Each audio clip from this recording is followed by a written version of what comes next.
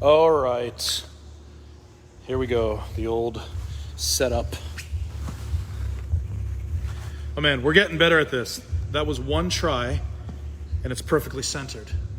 Boom. All right, listen, while Charlene is getting ready, I'm gonna say a few things. The primary mission that underscores our culture here at the compound is service.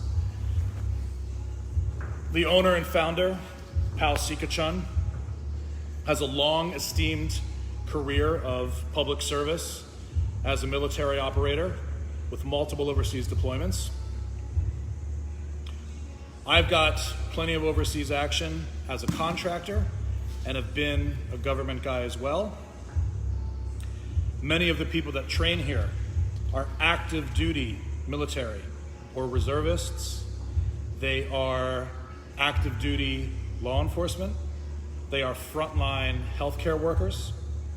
And all of these people share a common value, a common vision, and that is one of a willingness to make sacrifice for the benefits of others. At the compound, we believe that we are doing that through the primary medium of martial arts. But we don't really think of ourselves as only a martial arts school. We think of ourselves as a human optimization project. And we happen to be conveying information about how to do that through martial arts. But we are interested in being massively optimal, both in our own lives, in our own bodies, in our own minds, and sharing that information for the betterment of others. I think I mentioned last week or the week before when we were doing one of these online classes, it is inestimable. It is not possible to calculate the number of people who have benefited from the practice of Brazilian Jiu-Jitsu or Muay Thai or some form of martial art, mostly because it provides some type of structure and discipline, but moreover, because it provides a strong, powerful, bonding and binding sense of community. In my experience, I haven't seen anything like the communities that come out of the Brazilian Jiu-Jitsu world anywhere else. There's something very special about this type of training. Now, with that in mind, if we extrapolate or expand that to a macro sense, the martial arts community writ large is one of the communities right now that is suffering more than anyone else under these draconian restrictions that are taking place in the name of public health.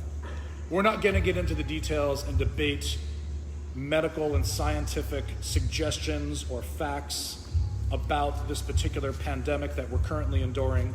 What we will say is that unequivocally, due to the draconian restrictions being placed upon socialization, and training in martial arts, especially in Brazilian Jiu-Jitsu, is nothing if not social, we are seeing that the martial arts community writ large is suffering incomparably.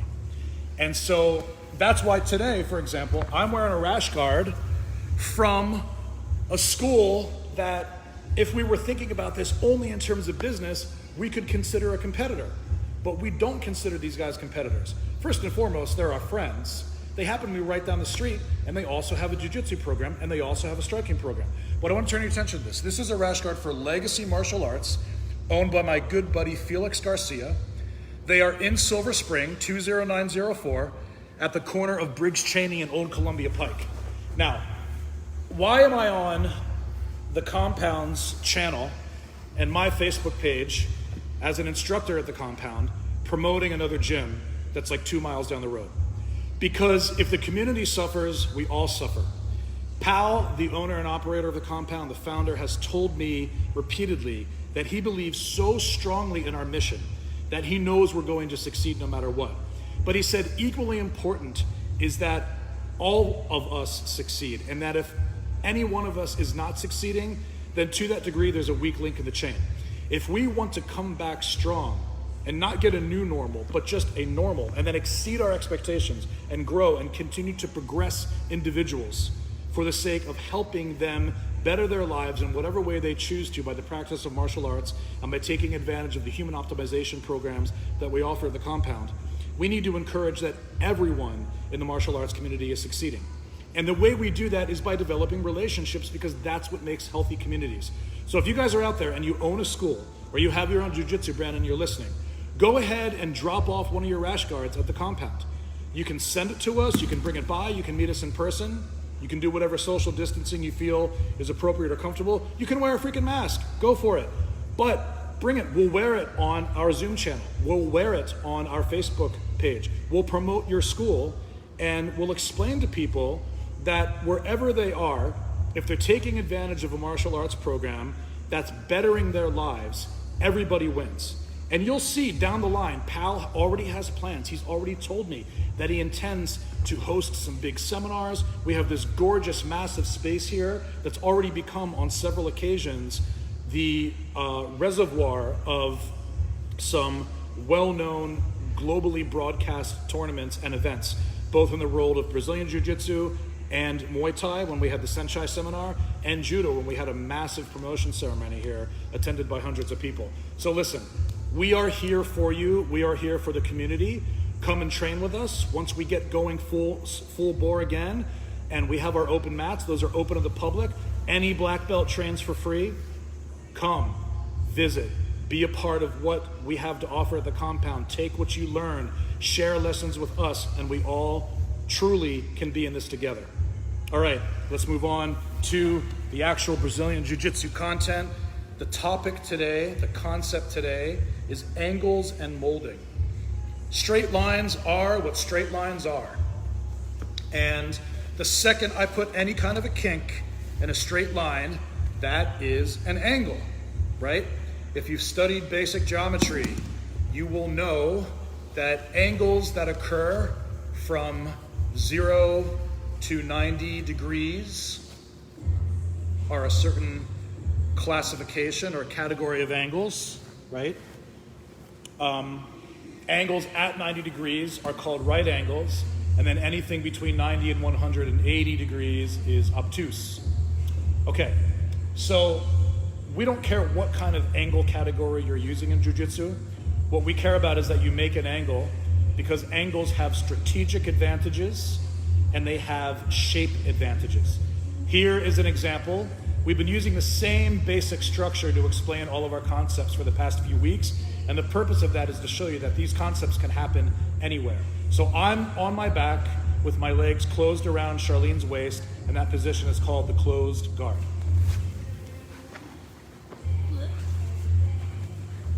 And in the words of Charlene, bleh.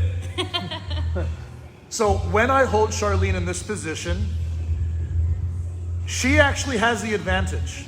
She is on top. Gravity is on her side. She has a better base because she is connected to the mat with her legs and with her feet.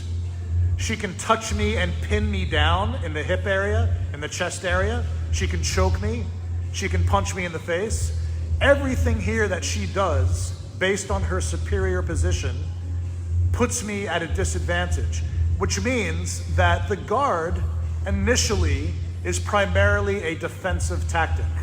Once we control people within our guard, then we can start using the guard for offensive execution. Now, as I've said in the past, and I'll say it till the day I die, this is the secret sauce. This is the magic pill that's available in Brazilian Jiu-Jitsu. We can fight off our backs from the worst position and make it not only defensible, but offensive successfully. And some of the ways we do that are by executing varieties of chokes, varieties of joint locks, and varieties of reversals, which we call sweeps or turnovers. So in the example that we're discussing today, you notice that Charlene is facing me, she's straight, and I am facing her, I'm straight. Now, because she already has the positional advantage of height and grounding, what could I do to buy myself a slight advantage? Well, the number one thing is don't be in the same place she is. I could, for example, put my foot in her hip, and then I could rotate my entire body off center. In other words, I could change my angle. Right now, we're on a straight line. I could change my angle and then square the hips again. And now I've taken her off of her game because, as you can see, she's still facing forward, and I'm over here. She thought we were going to play this game that was happening right in front of her. And I'm like, nope. And I pop around the corner, and now you can see that this entire side of her body has been occupied by me, which forces her to do one of two things.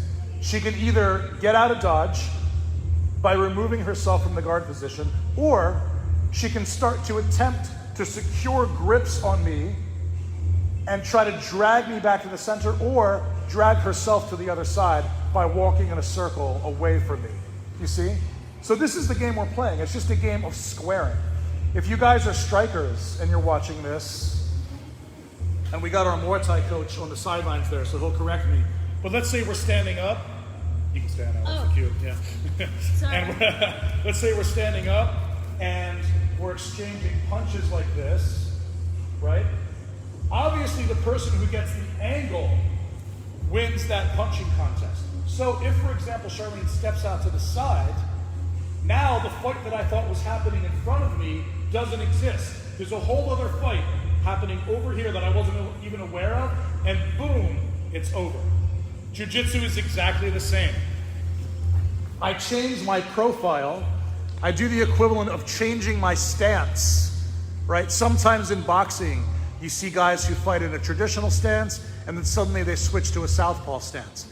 The equivalent of changing your stance in jiu-jitsu might be making an adjustment in your position, which includes angles.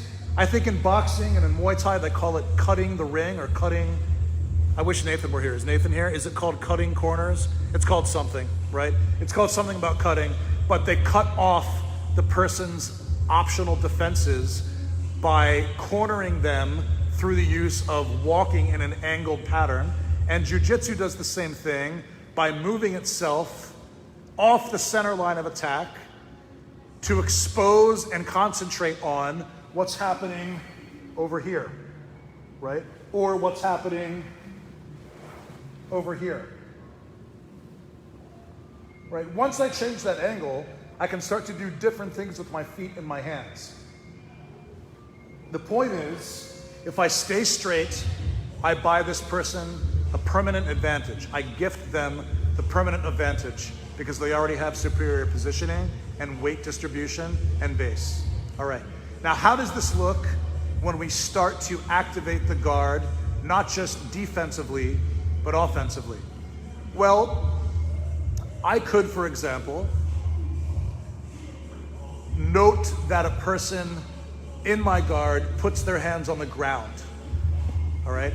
When they put their hands on the ground, I might hold their wrists so I keep track of where they are. And instead of keeping my guard closed, I open my feet and put my feet on the ground, just like their hands are on the ground. And then I walk back a little bit to give myself some space. All right. Now that I've given myself some space and the hands have remained on the ground, I'll start to execute on an angle, not on a straight line, because we already discussed that gives them the advantage, or it maintains the advantage. I'll execute on an angle. One thing I could do, for example, is I could shrimp a little bit away from the side that I'm looking to sit towards. And then I could sit up, not face to face, but across their body. Just like I spun my head to the left or the right of their body, I can sit my entire body up across their body. In other words, I'll approach them at an angle. Not like this, like I'm doing a sit-up, but at an angle. How do I do that? I ground my elbow on the side I want to sit, and after I move my hips a little bit away from my elbow, I simply roll to my elbow with a flat palm. Why is my palm flat? Because I'm already holding the wrist. Now you see the angle of attack that's been created. And now I have some options. One option, for example, would be to go from my elbow to my hand. I can let go of the wrist now, to my hand. And then cupping their arm from behind so that they can't extract it for balance, or so that they can't touch my chest and push me down. Right? Elbow to hand. I'm at the angle. I keep their arm with me. And then using the same line that I approached angularly, I drive my hips up and into the person, and then look away. Look what happens. We roll off camera. We roll off camera. We are experts at rolling off camera. You want to see what you can accomplish when you train hard? You can learn how to roll off camera every time. Without a partner, let me just show this quickly. This is the problem. We're in straight, facing one another lines, and the person on top has the advantage because of the power of gravity and the superior firing position. So if they put their hands on the ground, I might be able to track their hands by holding them with my wrists, just like a C grip here. And then I'll open my guard and walk back a little bit to create enough space that I can take my hip away. That alone is an angle. When my hips are straight and we're parallel, that's bad for me. But if I can take my hips out just a little bit, even that tiny adjustment is an angle creator. And what that does is it buys me the opportunity to not sit up straight where they can simply jackhammer me back to the ground, but to sit up, look, at an angle, right? And how do I sit up at that angle? When I move the hips out, my elbow goes to the ground, and I roll up onto the elbow. Now my hand would be down here holding their wrist, which is almost like having a flat palm on the mat. So I've got a nice connection to the mat here through their body. Elbow, fantastic. Now that I've gone to the elbow, the line of approach is not straight, but it's off at an angle, a 45-degree angle. I'm cutting the body right from the bottom left hip to the top right shoulder. And I need a little elevation now. Why? Because they have elevation. I've got to get higher than them if I want to turn this to my advantage. So staying on the elbow is not enough. From the elbow, I go to the hands. And staying on the hand is not enough. From the hand, I activate the hips. And the last thing that might happen is the free hand on that side could push my chest down and return me to this flat, equivalent position. So when I create the angle and I roll to my elbow, and then from the elbow I go to my hands, and then I activate my hips for elevation, I just touch this arm. And now I can walk all the way to the other side. Boom. Heavy in the mounted position. All right, that's the purpose of the angle. So now Charlene and I will demonstrate this again.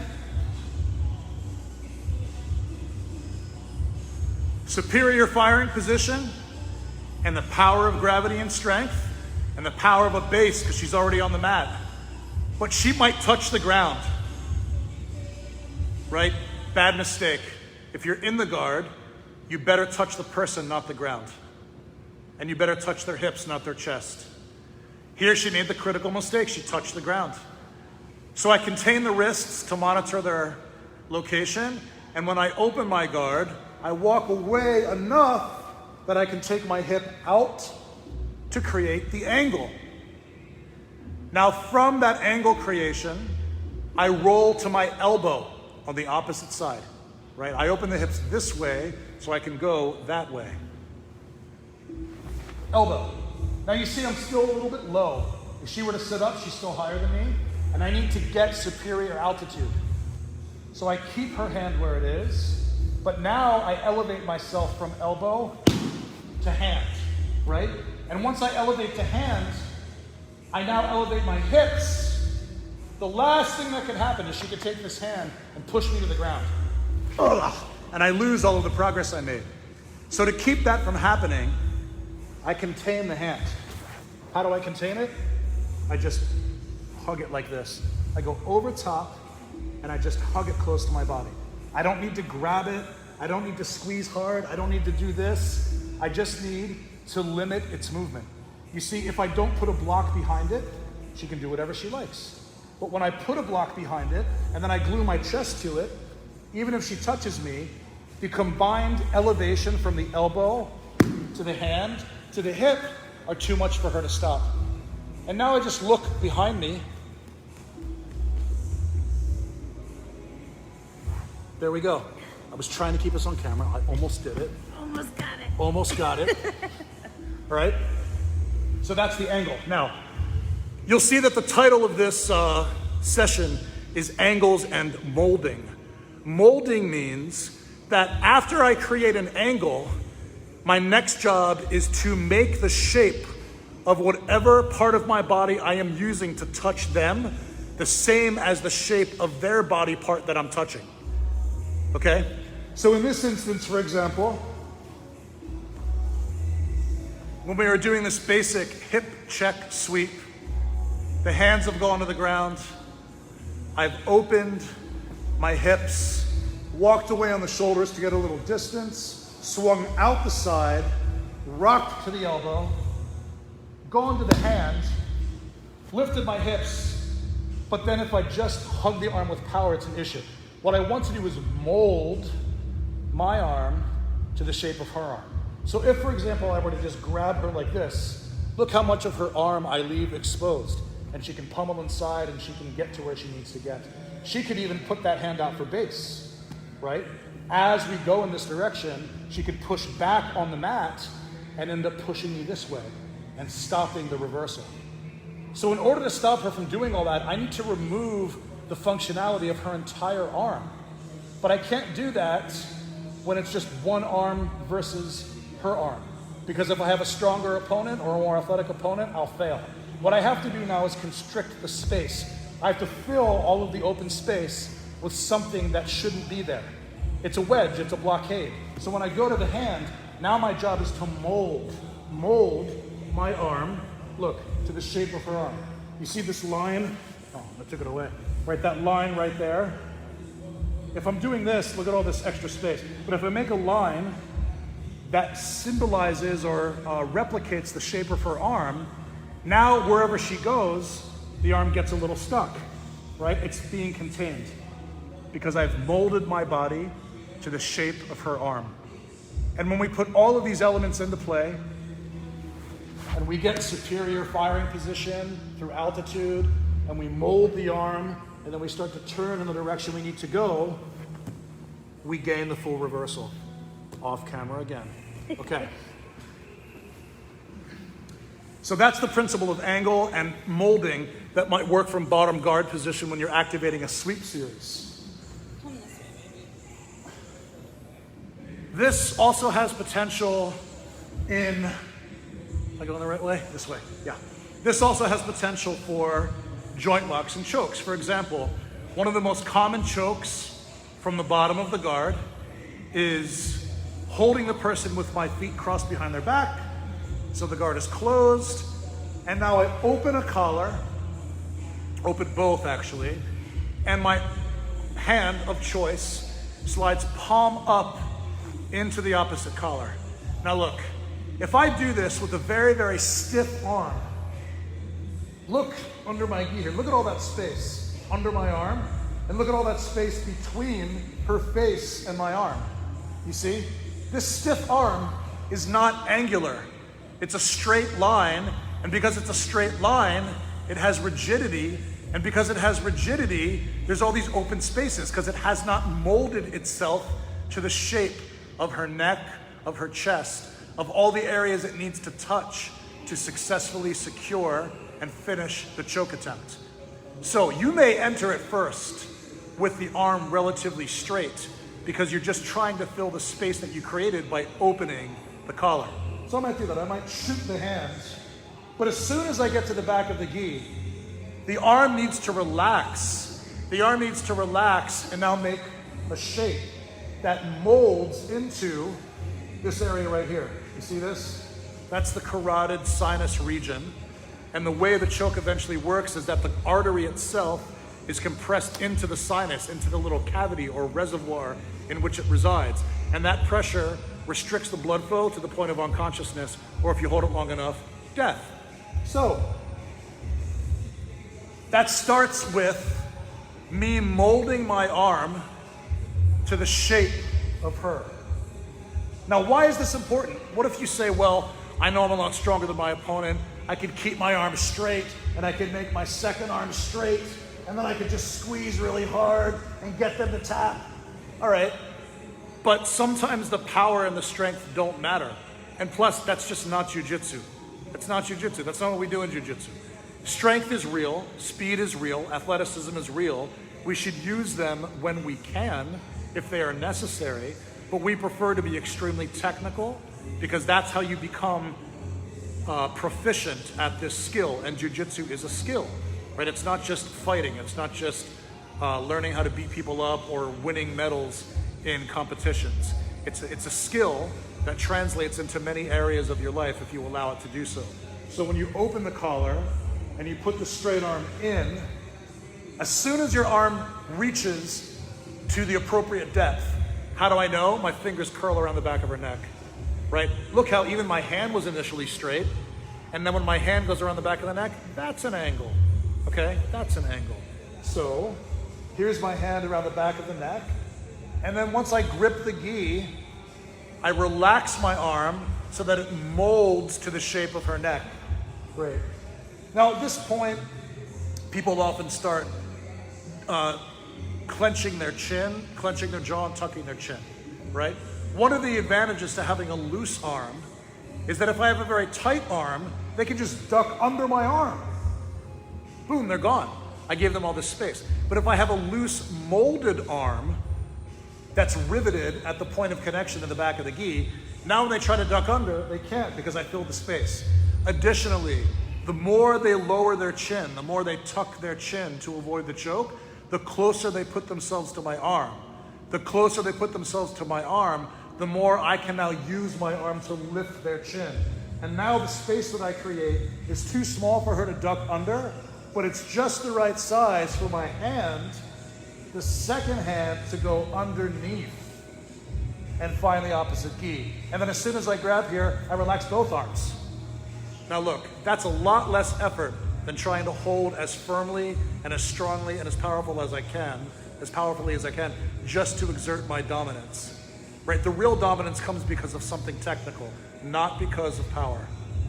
So now I've got two technical attachments. They're at appropriate angles. You see there's slight bends on my arms, which means that my arms are utilizing the angle concept. And I've molded myself to the shape of her neck.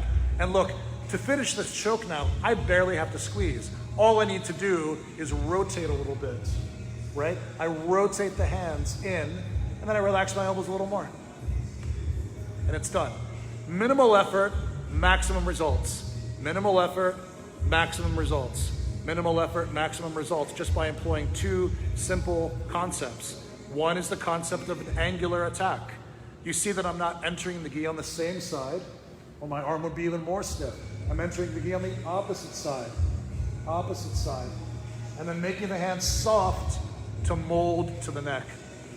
If she ducks the chin, she puts her face and chin closer to my arm, which allows me to use the arm like a little lever. I lift it up and ratchet her chin open. If my arm is straight, she ducks out. Boom, she's gone. Boom, you gotta say boom a lot. When you teach jiu-jitsu, if you don't say boom at least 30 times per lesson, you're like a terrible teacher. Boom! Boom, open the gi. Boom, I put the hand in. Boom, I relax my arm. Boom, she tucks the chin. Boom, I open it. Okay? Now when my second hand enters, it also makes the same shape as her neck. There. Now I turn my hands toward her and then just relax my elbow. Okay? And we're doing this very lightly for sake of demonstration. Okay? But I think, Charlene will tell you it's not a comfortable position to be in, even in the course of the demonstration. With each new level of insertion, it gets more and more uncomfortable. Horler gave me a great example once. He had me stand against a wall. Might not have been me, it might have been someone else, but I remember him doing this at a seminar. He put the person against a wall, and then he put his hand very lightly on their throat, like this, barely putting any pressure. And, he said, how does it feel? And the person said, oh, it's not so bad, you're not choking me. But then he said, now what if we just stayed like this for 30 minutes? Don't you think eventually you would be succumbing psychologically to the hand on your throat and you'd want to get it off? And isn't that equivalent to being choked? Because you'd have to change position. You'd have to defend the position, and this is before the choke even starts to go into effect. So if you can make your chokes soft, which you'll only be able to do because you insert at the appropriate angle and then you mold your arm to the shape of the neck, that will be far more effective than grabbing the person as hard as you possibly can. This will work with chokes that you execute with the legs as well. For example, you know what we're about to do, right? The only thing we ever do, because we've been using these two basic positions to address all of our concepts. If we end up in a position where my leg has passed over one of her shoulders and remains under the other shoulder, right? This is called the triangle setup. And what I'm looking to do, you can see these legs aren't straight. They're not straight, right? Because when they're straight, there's all kinds of space and she can duck her head out. There she goes, right?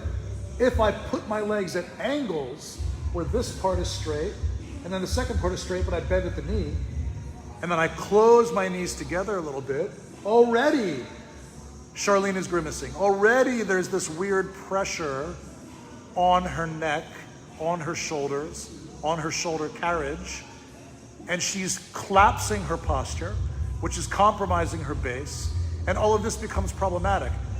And that's because the angle exists, which allows my leg to now form a shape that molds itself, you see, molds itself to her neck. Sometimes you see people executing the triangle choke and they set up their attack and they get to this side and they're having a hard time hiding the foot behind the knee, and they think that if they can't finish the triangle, which is not true, because that's just a lock, right? The figure 4 position, that's just the lock. But anything that I can do to make my legs adhere, look, to the shape of her neck. You see the difference? I might get all the way over here and lock this, but look at all the space that I've left between her head and my leg. And I'm underneath her shoulder, but it's not providing sufficient upward pressure to affect the choke. Now, an old school escape, which I still favor against the triangle, is that she takes her opposite hand and palms my inside thigh, and then she just looks away. Now look, her second hand goes to the outside of my knee, and then she starts to walk her knees close and pull the legs apart and sit up tall, boom, right? That is possible for her to do because I made my legs too straight.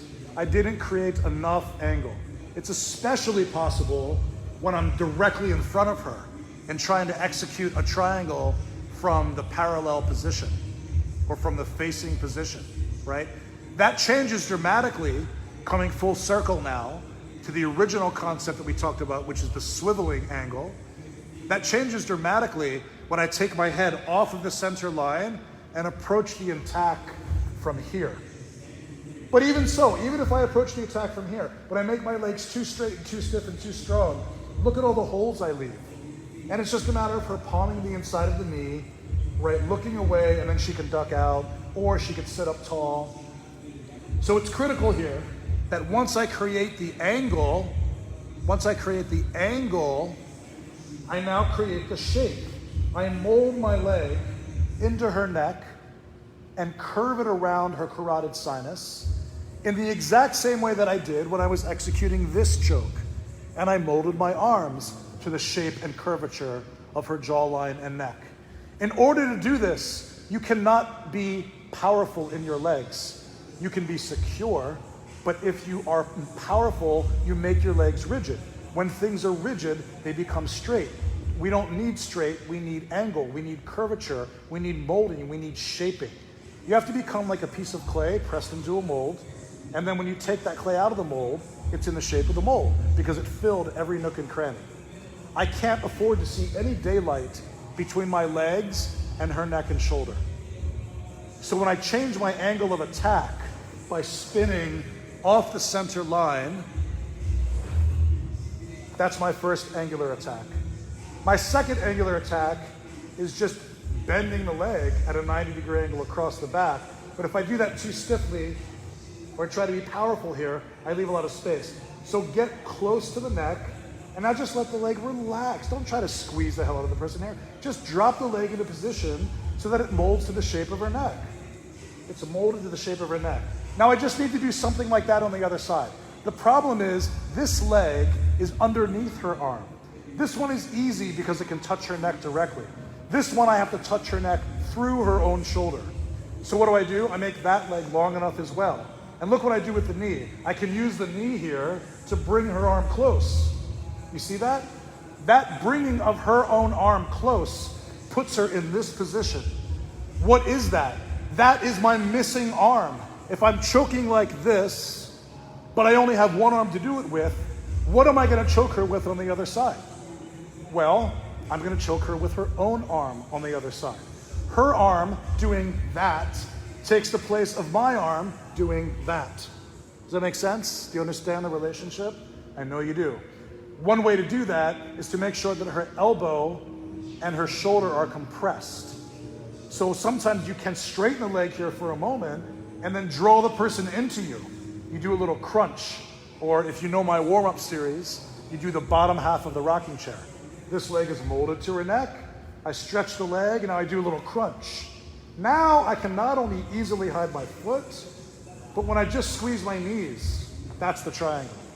I'm not even at the phase yet where I have to hold the head, pull it down, and lift the hips. We don't even need to get there because the molding, the shaping, the space filler is so sufficient that there's no daylight, there's no room or avenue for escape, and then when you add the angle of attack, she can't defend what's not in front of her. Everything is happening over here, and she can't turn because this leg, as she tries to turn, is pushing her away, and this leg, as she tries to turn the other way, is pulling her in. You see? She's stuck. It's the same kind of rocking back and forth that you do when you have your guard closed around a person's hips, and you're pulling them close or pushing them away, right? It's the same series of principles. Molded angular leg, restricted shoulder, and now we just squeeze the knees. Okay. All right, so I hope, again, you've seen that the principles of angle are superior because they take you off the center line into a region where the fight's not happening, but you can activate the fight, which is unexpected for the person. So they are a fantastic strategy. And molding, which allows you to shape your body to the curvature of the place or space you are trying to fill on the person's body. You fill all the nooks and crannies, so there's no daylight, and then with minimal effort, you'll be able to finish your execution. We also saw an example in the beginning of how reversing someone on top of us who's got power, weight, control, and base is easy when we change the angle of attack. We simply create an opening on one side and we push them off the edge of the cliff through the opening that we created. We can only do that by getting out of the way. How do we get out of the way? We create an angle. Okay, rewatch the video. Rewatch especially the beginning of the video where we talk about the utter importance of community bonding in the martial arts community. That's why we're here. That's why the compound exists. That's why Shar and I show up here every day and do our thing. That's why Pal founded this amazing institution. And we are here to serve you and help you. That is our underscoring mission. I look forward to seeing you guys again soon. Have a great one.